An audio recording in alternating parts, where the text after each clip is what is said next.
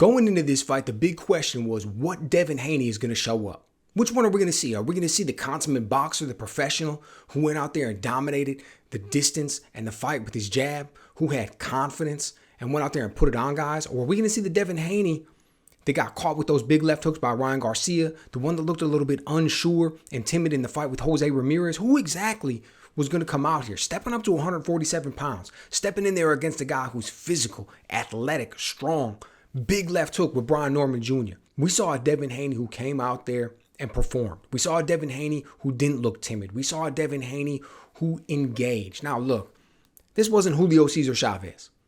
This wasn't a guy who was out there on the front foot and super aggressive and hunting his man down and wanting to do the most damage he can possibly do. We're never going to see that from Devin Haney. That's not who he is as a fighter. He's a guy who's at his best from the outside, dominating with the jab, countering with the right hand, setting things up, being able to move forward at times, not trapped against the ropes, using great angles and footwork.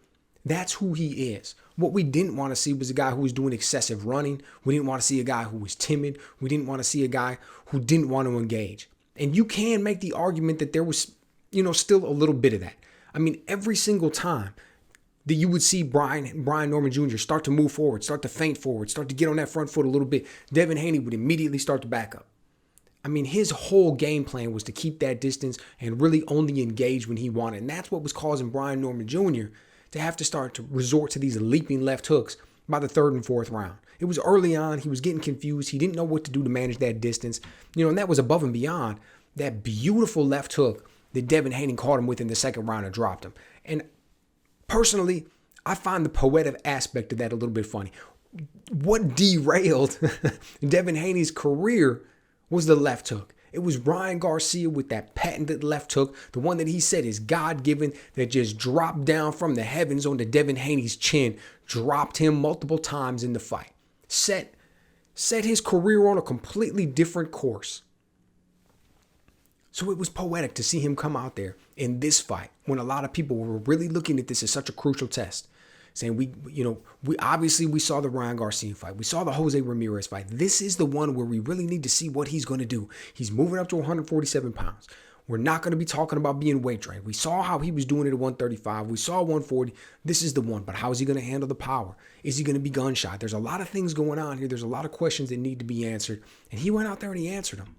Now, he may not be the most entertaining fighter. He may not be the guy that you want to see next more than anybody else. May not be scintillating and just setting us all on fire. I get all that.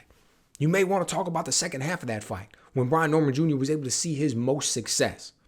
When he was able to get forward, start to land some punches, start to rough Devin Haney up a little bit. That's fair. We can talk about that. But I didn't expect the man to be flawless anyways. Even in the ways in which I predicted Devin Haney to win this fight, I didn't think that he wasn't going to be touched at all. I didn't think that he was going to walk away and pitch a shutout 12-0 like he was fighting Kambosos again. That was never really in the realm of possibilities. But what he did against the level of competition that he did it has to be acknowledged. The question is, what are we going to see from the man next? What are we going to see from here? Do we think that that's it? It's over with? All the questions are answered. Like going forward, he's going to have all the confidence that he needs. He's going to be there. Going forward, he's not going to be gunshot. Going forward, his chin isn't going to be in question. Because that's one of the things that we were talking about. We were talking about whether or not his chin was going to be able to handle the power, particularly as he moved up.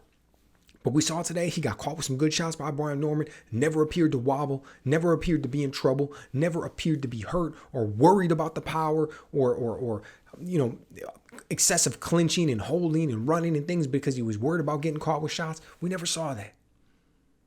Brian Norman Jr. is a puncher. We all know what he brings to the table. We all know the power that he has.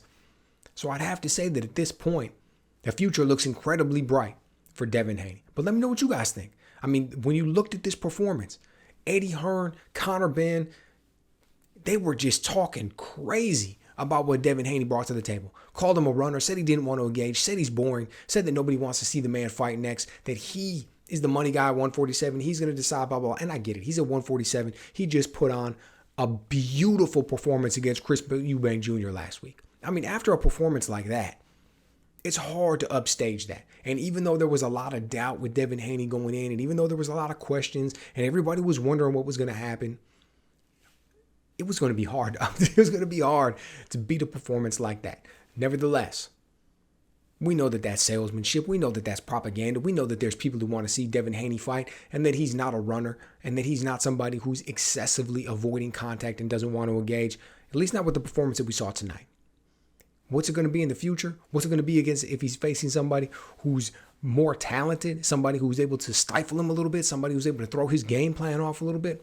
Who knows? That remains to be seen. But that's why we watch the fights. The fights don't happen on paper. We want to see exactly what's going to be. So let me know what you guys think. Were you impressed by this performance? Did you think he was going to look better? Did you think that Brian Norman Jr. was going to be able to take his head off? And the fact that Devin Haney went out there and actually scored a knockdown? Oh, pillow-fisted Devin Haney. Going out there knocking people down early in the fight. Good for him. Let me know what you guys think.